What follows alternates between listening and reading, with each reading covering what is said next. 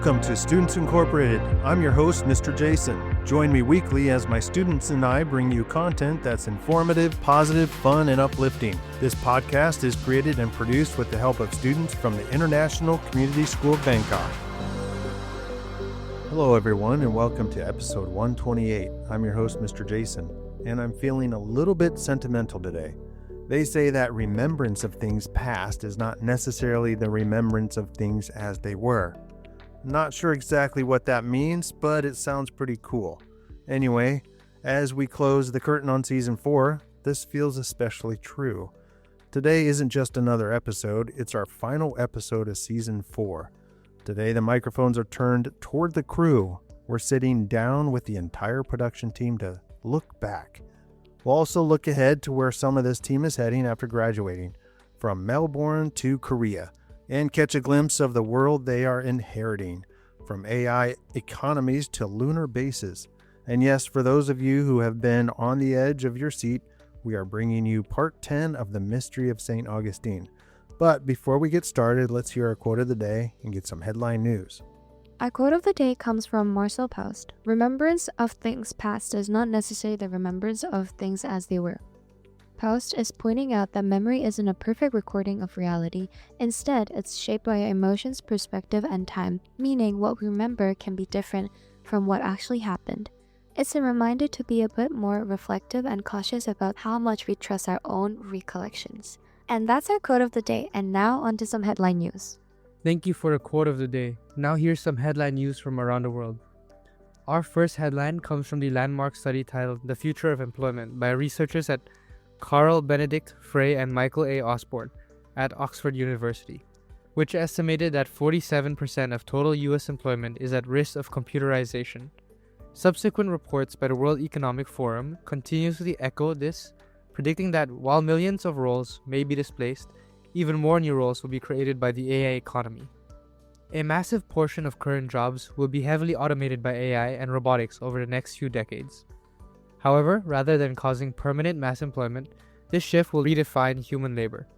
Humans and machines will increasingly work side by side, and entirely new categories of jobs will emerge to manage and complement these technologies. Our next headline comes from a panel of architectural and engineering experts, including researchers from Westminster University and the Royal Institute of British Architects, who analyzed future urban landscapes for a report on the future of the built environment. As global populations swell and climate change causes sea levels to rise, urban architecture will be forced to adapt. We will likely see the construction of floating cities, tethered to coasts or built on major rivers. Additionally, dense urban centers will build downward, creating super deep, multi-story basement complexes equipped with artificial sunlight, hydroponic farms, and living spaces. And finally, our last headline comes from the officially stated goals and timelines of NASA's Artemis program, which is aimed at establishing a sustainable presence on the moon. The European Space Agency and private aerospace companies like SpaceX, which are rapidly driving down the cost of payload launches. Space travel will transition from brief exploratory missions to establishing permanent human footprints. We are highly likely to see self-sustaining research bases on the moon within the next decade, serving as stepping stones for crewed missions and eventually long-term outposts on Mars by the 2040s or 2050s. And that's the headline news for today. Every season at this time is a bittersweet time for the Students Incorporated student team. We have come to our final episode of Season 4. For this season's finale, I've asked each of our student team members to share their favorite memory of this year, and they were not required to stick just to their time working on the podcast with me. So I'll pass the mic off to VJ to start us off. Hi, my name is VJ, and during this year I really enjoyed our recording of the episodes since there were many funny moments that happened during recording. I also got to meet a lot of new guests and really learned a lot from their experiences, even outside of the studio, just sort of talking to them. The next step for me will be going to university, and I think I'll be studying economics or maybe other social sciences. My favorite memory was initially being on the podcast as a guest, as a cast member of some of the different theater shows, but now it has been being able to make the episodes with everyone on the team and in the recording booth. My future plans will probably be to pursue employment and get my money up, while hopefully doing something in the theater later on as well. My favorite memory this year is getting second place in ACSC. ACSC has been my favorite tournament since I first joined Varsity Volleyball. Making it to the final was a dream for me, and it really happened this year. As the varsity captain, I was really proud about my team for pushing through the tournament. And what is next for me? So I will be heading to Korea University to learn about media marketing, and my university results come in a few months, so I am not sure which university I will get into, but I will be continuing my marketing journey as my major. One of the most memorable and my favorite memories of all time being in this class is that I'm able to meet many guests from various backgrounds. I was able to learn many lessons from successful entrepreneurs to teachers and even friends. I was able to practice my communication skills and teamwork skills, which will definitely help me in my future. Since I'm graduating this year, I will continue my education at Chulalongkorn University in Bachelor of Arts and Science in Integrated Innovation or BASI. I'm very excited for my future and I will surely miss ICS very much because this place gave me every lessons in life and I really enjoy my time here. My favorite memory this year was during the marketing field trip that we took to the Thai Community Mall, One Bangkok. This was my favorite memory as I haven't been to One Bangkok before, so the whole field trip was a whole new experience. Not only that, it gave me the opportunity to be able to have fun with classmates and learn new things about communication in the past, making the trip a fun experience overall. My next step now is to complete all my junior year exams and prepare for college applications and essays and decide whether or not I'm going to stay in Thailand. My favorite memory of this season is making reels and stories with my classmates. The most memorable episodes was the one where Joseph had to squat down in the bushes outside in the courtyard and promote one of our podcast episodes. I also enjoyed filming the ocean cruise episode because the reel was pretty interesting.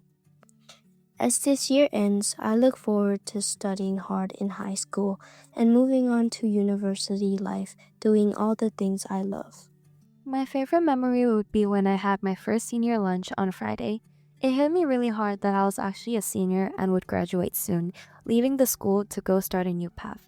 My future plan would be to study in Korea, doing part-time jobs to build my experience for my future.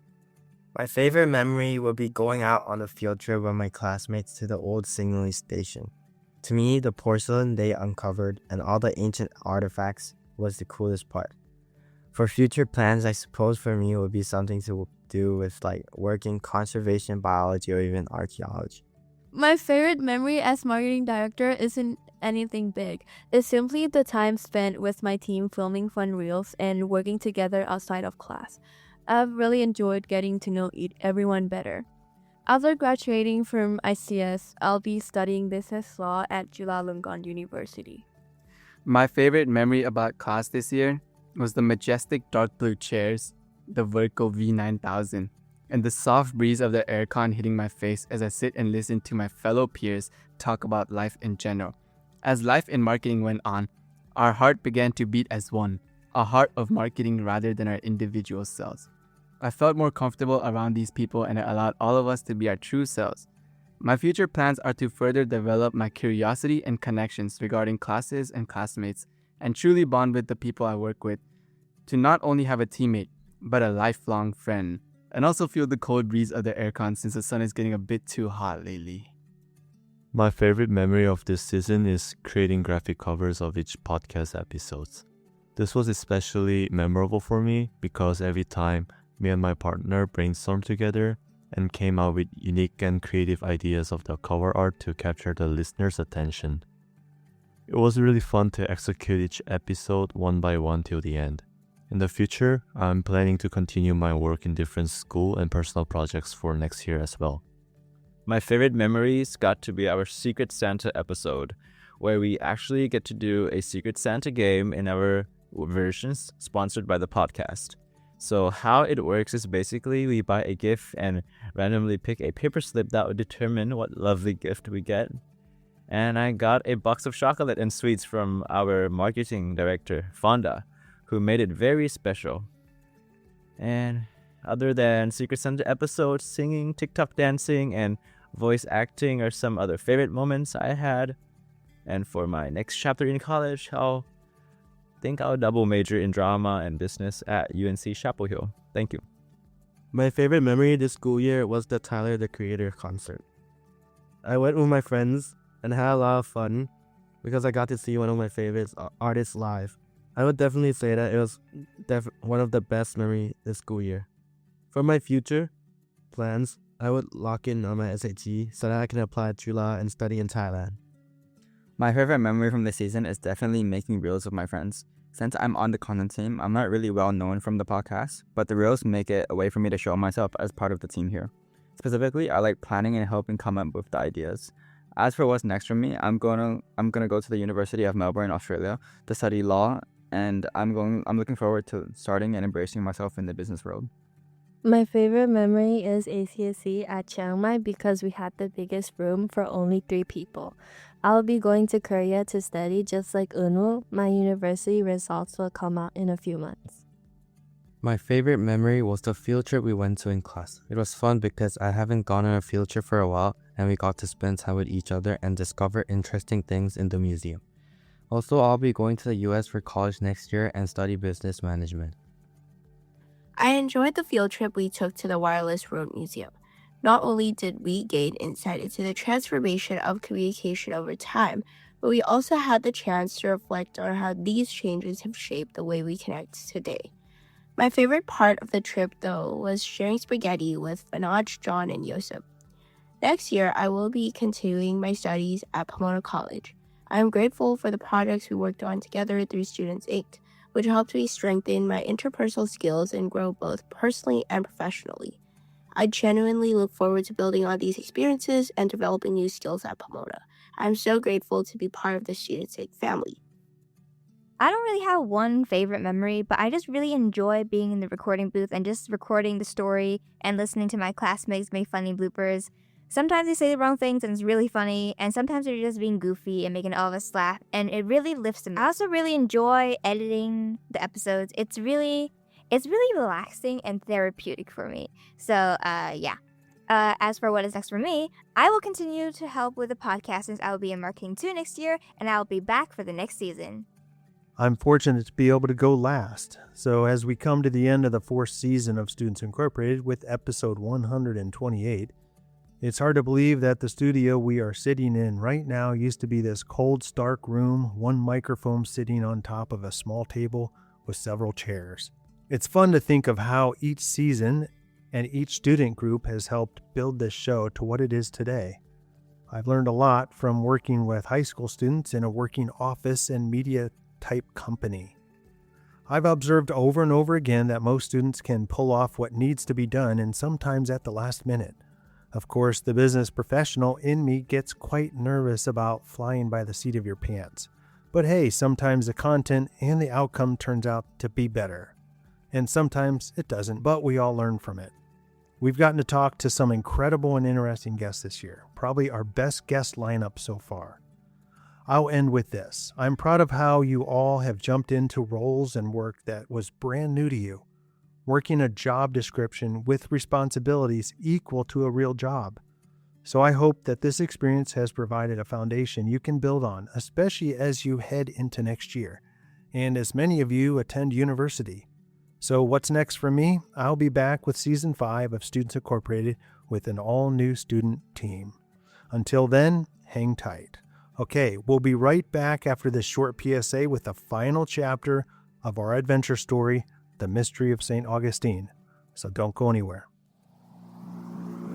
1, 2, 3, 4. Attention class of 2026 and families, we have reached the finish line and it's time to celebrate the journey. Here's your official guide to the big days ahead. First, mark your calendars for Friday, May 22nd for our senior chapel at the Pack. It starts bright and early at 7:25 a.m. Seniors, remember this is a cap and gown event, so make sure yours is pressed and ready to go. Parents, you're warmly welcome to join us for this special service up until 9 a.m. But the day doesn't end there. Seniors, after the chapel, stay tuned for graduation rehearsal and our official class photo. Then we'll head over to the Dusit Princess for our final class lunch. Please note that you'll be dismissed directly from the lunch venue once we finish. Then comes the moment we've been all waiting for, Saturday, May 23rd, high school graduation. The ceremony begins at 10 a.m., but seniors, you must arrive by 8:30 a.m. to get lined up. Each student is invited to bring 3 guests to share this moment. Don't forget to pick up your invitations this coming Monday.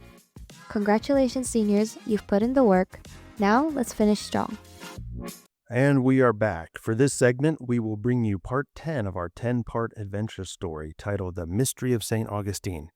But before we jump into part 10, here's a brief recap of part 9.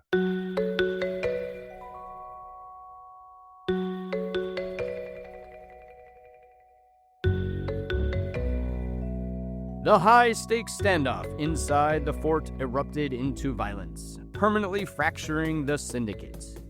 With Chair 5 out of the picture, Chair 4 fled, only to be apprehended at the safe house. Realizing their entire operation was compromised, Midnight and the remaining chairs followed protocol and abandoned their post and split up.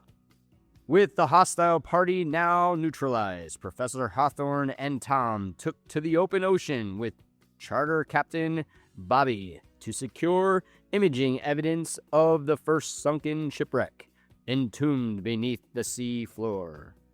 With physical proof of one ship resting in the Atlantic sand and another buried under the foundation of the fort, the long-lost sunken ships of Sir Francis Drake's armada were finally brought to light. The mystery of St. Augustine was no longer a mystery. Now the legal battles were going to begin, and ownership rights would come into play as the team watched the salvage and recovery efforts begin. What's next for the remaining table members? What treasure will be found? Find out now. This is part 10 and the final part of our adventure story titled The Treasure.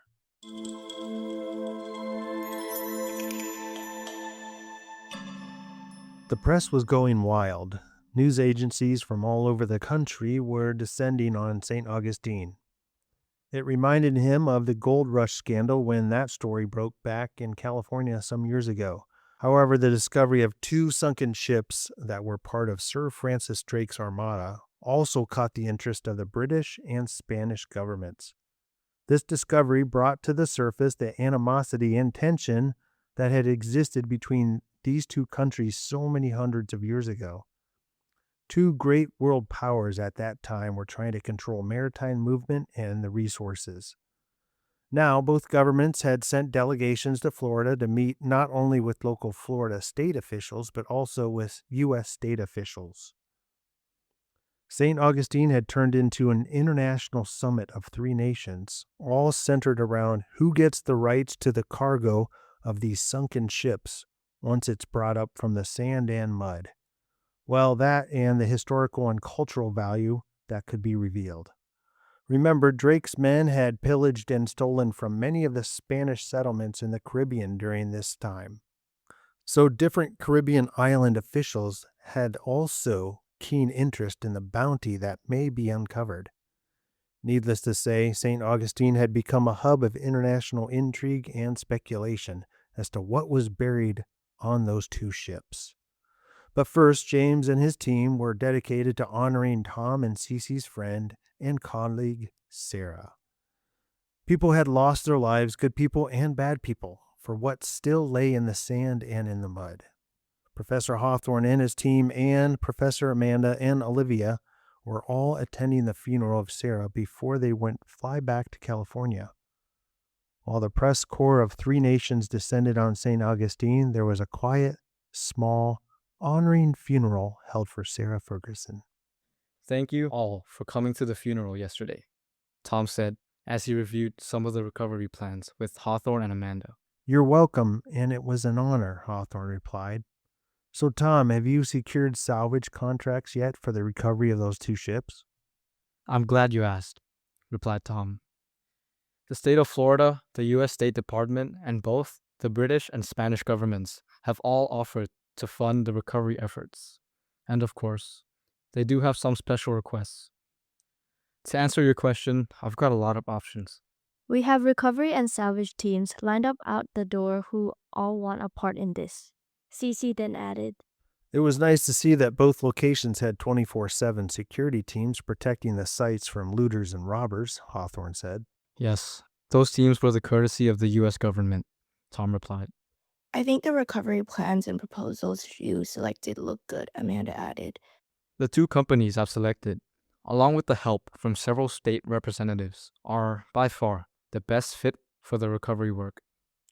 One will work to recover the ship and its cargo in the ocean, and the other will work to recover the ship and its cargo under the fort. Both companies can work day and night. I think they are a good fit, Tom answered. Their timeline is quite ambitious. I suppose it should be, knowing what's at stake. I'm still having a hard time believing this is actually happening, Amanda said. The starting point to all this, especially the discovery of a second ghost ship, was all because of your findings in the original old logbook. You pulled that string and unraveled a mystery most people didn't even know existed. Good work. You've all done good work, James said, and then added, and Cece, I don't know if I actually thanked you yet for what went down at the fort, so thank you for presumably saving my life. You bet, Professor, Cece replied. I just want things to go back to normal. I'll miss having Sarah around here, though. Come to think about it, I know we all will be rewarded some finder fees. Well, according to what the Florida State Rep told me. Anyways, what are you all going to do with the reward if you do get it?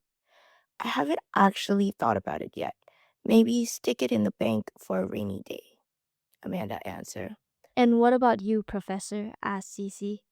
I'm like Prof. Amanda. I hadn't given it any thought yet. I guess I'll think about it once it's confirmed. Until then, I'll be happy to just start slowing down a bit and maybe enjoy my cabin once it's finished, Hawthorne answered. What about you, Cece? Got any plans for your reward? I'm going to offer to buy the Dickerson's estate and make sure little Riley finishes school and has money to attend university, Cece answered. I think that estate could become a state historical park, preserved and taken care of for generations to come. There's a lot of history on that property, and I want to preserve it, and I think Riley could be that person in the future. That is a noble thing to do, Tom replied, and very thoughtful. I think I will invest my reward in continuing the work here at the Historical Society to keep giving back to this community. With this discovery, I believe St. Augustine will see many more tourists in the future. Well, it's that time, guys, Hawthorne interrupted as he looked up at the clock on the wall. Prof. Amanda and I need to meet up with Anne and Olivia back at the Ponce before we head out to the airport. And to think we are sitting in the room where it all started. And Tom, be sure to let us know when your team puts together the official presentation and ceremonies. We'll for sure be back for that. Yes, you will be the first to know. And you and your team will be honored. So you have to be back anyway, Tom said with a smile. Yes, we will be back, and don't hesitate to give us a ring if you need to talk or review anything. In the meantime, good luck with managing the salvage and recovery. Keep us posted as to the things found, replied Amanda. And with that, Professor Hawthorne and Professor Amanda left Tom and Cece at the Historical Society, which was now back open to the public, and the growing press corps fans and tents that had set up outside, on the street, and in the parking lot.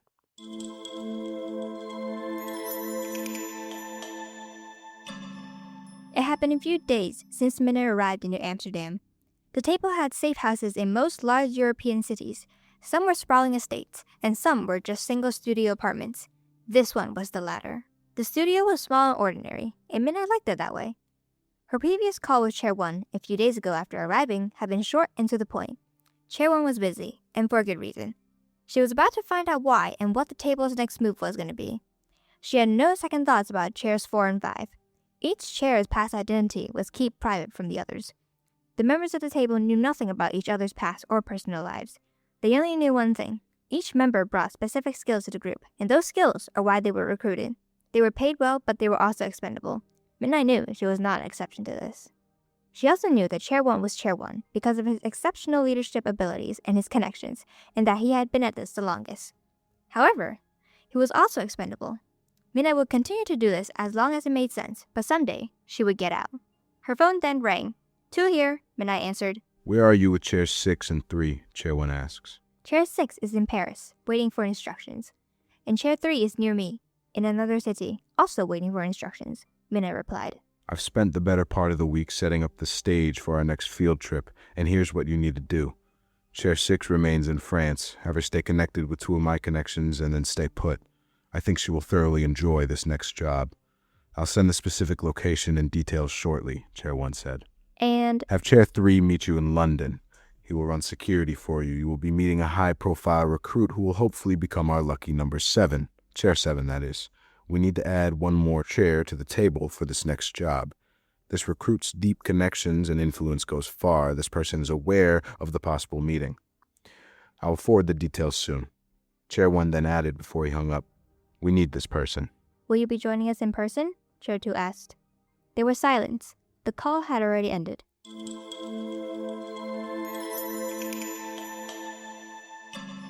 Thank you for helping me get the report finalized, Professor Hawthorne said to Prof. Amanda as they waited outside Dr. Conrad's office. I'm glad we finished that report right after returning. Now that it's been several months since we've been back, I started to forget some of those small details that were actually so important to the research trip. You're welcome, and I agree. Those small details were like breadcrumbs along that path of discovery, Amanda answered. Just as Amanda finished saying that, Dr. Conrad's secretary escorted both Hawthorne and Amanda into the office. Please, have a seat. Can I get you anything? Coffee, tea, or soda? Dr. Conrad asked. I'm okay, but thank you, answered Amanda as she sat down in one of the comfortable chairs surrounding a small meeting table. Yes, thank you for asking. I'll take a coffee if that's not too much trouble, replied Hawthorne. Apologies for not being able to meet sooner. With all the hype and media attention, I've had to help run point with the college's PR agency for the last few months.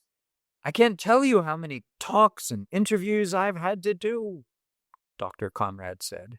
And I'd like to thank you, sir, for taking that on and not putting all that on either of us. It took the better part of a month for us to put this final report together of our entire research and discovery trip to St. Augustine. Amanda has done an amazing job at helping fill in some of those gaps I had forgotten about, replied Hawthorne. I've added as much as possible in this report, even the official police reports, at least the ones that were made public, to hopefully become the report on record of the sequence of events, clues, and individuals involved with this discovery. As you can see, your friend Tom Reynolds and research assistant Cece have confirmed the report details along with St. Augustine Police Department and City Council. It's all here, Amanda said. Yes, and that's why I need to ask you to do one more thing, replied Dr. Conrad. And it's a big ask, knowing what you all had gone through. What is it, sir? Amanda asked. The U.S. State Department, in conjunction with the Office of the Governor of Florida, have requested your presence at the very public unveiling of the recovered ships and the contents found within. What I'm told, confidentially of course, you will definitely want to be there, Dr. Conrad said with some excitement. Well, Amanda, looks like we're heading back to St. Augustine to find out what the other things of great value actually are, replied Hawthorne as he sat back in the comfy chair and took a sip of his coffee.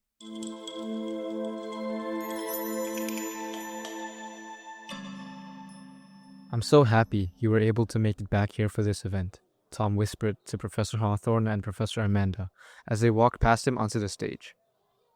The stage announcer was starting to introduce the discovery team one by one.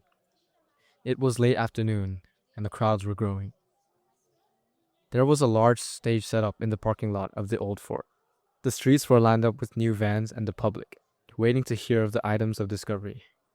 The recovery and salvage teams had extracted and recovered over 90% of the ship buried in the mud under the fort, and almost just under 60% of the ship that was in the sea.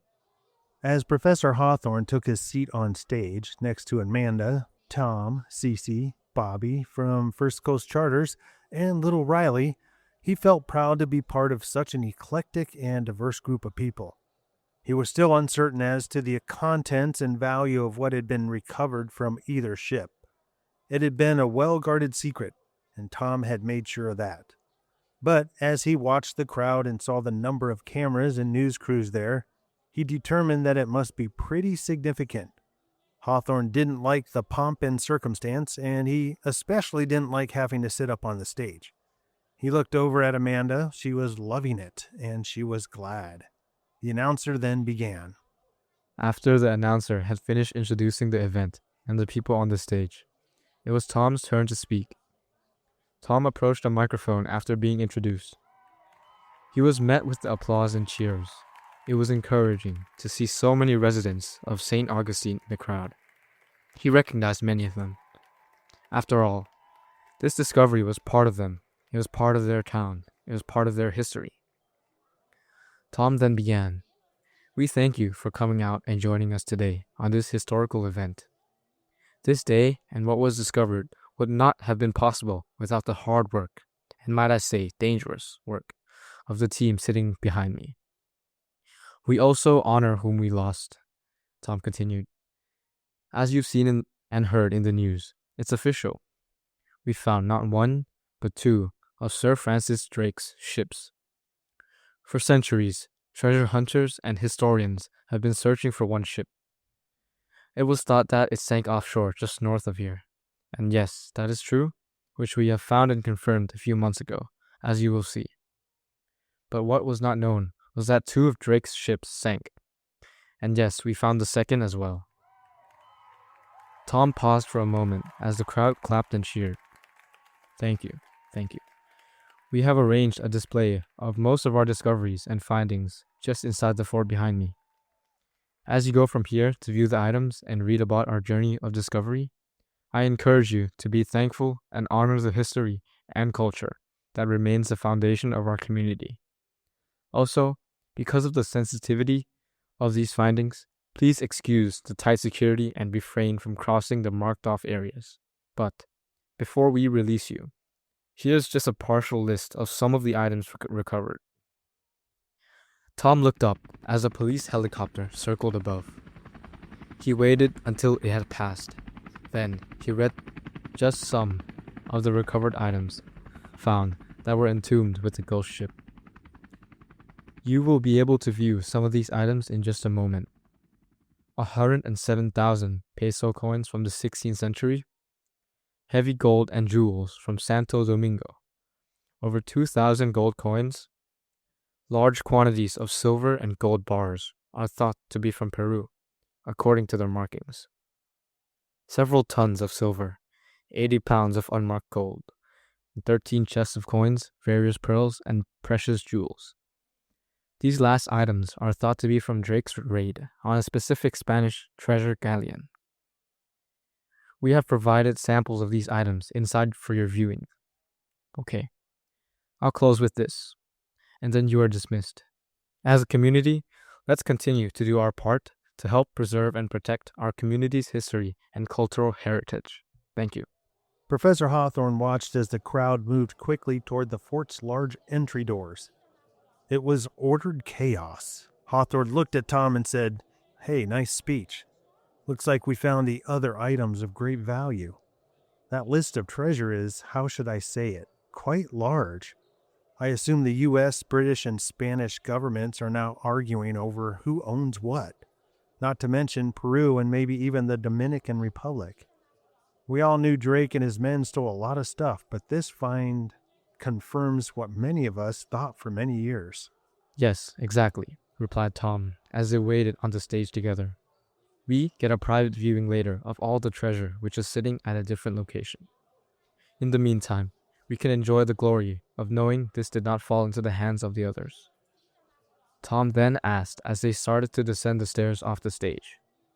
So what's next for you, Professor? My full retirement kicked in a month ago, and Anne's happy about that.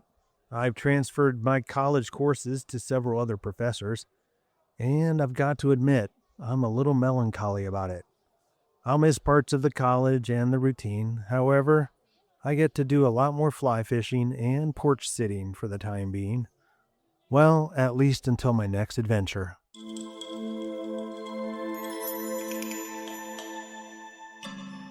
As Chair 2 exited the car, she leaned back in and looked at Chair 3 and said, "Keep an eye on the streets around me. Notify me if anything feels off.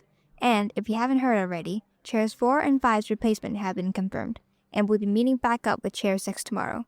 And with that, Midnight closed the passenger side door and walked across the old cobblestone street towards the cafe, made eye contact with a certain individual, and proceeded to sit down at his table. "Thank you for meeting me on such a short notice. Before you say anything, please do not tell me anything about yourself. Not your name, not where you're from, not even your favorite pastry, nothing like that. All I need to know today, right here and now, according to my colleague, who, as I understand, you've already been in contact with, you only need to confirm that you accept this appointment, and you understand that from today on, you'll only be referred to as Chair 7. I'm told that the transfer of your digital assets have been confirmed, so your turn, then I leave." You brought a car and a lookout. A black BMW, tinted windows with a nervous driver sitting across the street, the man said softly. Then he continued, "I know the routine. I'm no stranger to the table. I know your work and reputation. I confirm my appointment on one condition."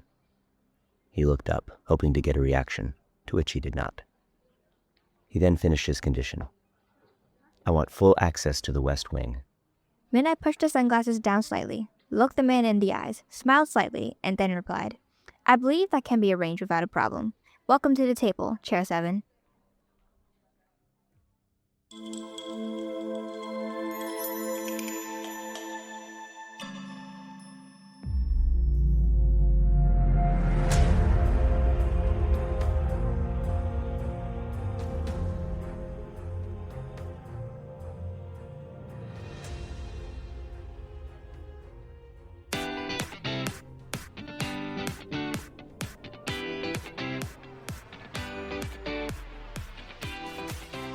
And with that, the case is closed, the mics are turning off, and the lights in the studio are going down.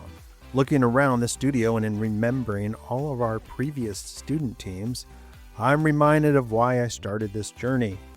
Running this production studio wasn't just a class project.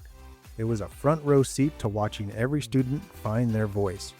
From interviews with local industry giants to talking about the top 10 ways to get ready for college, student perspectives are vital. To our listeners, thank you for being part of Season 4. Thank you for listening to our stories, our mysteries, and our growth. Your support is the reason why we do this.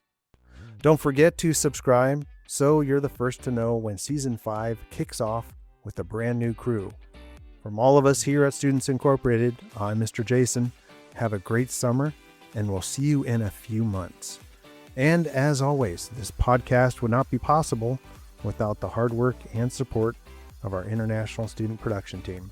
All music and sound effects are courtesy of Pixabay.com, a vibrant community of creatives sharing copyright-free images, videos, and music. And we're signing off until next time. We are Students Incorporated, because your voice matters.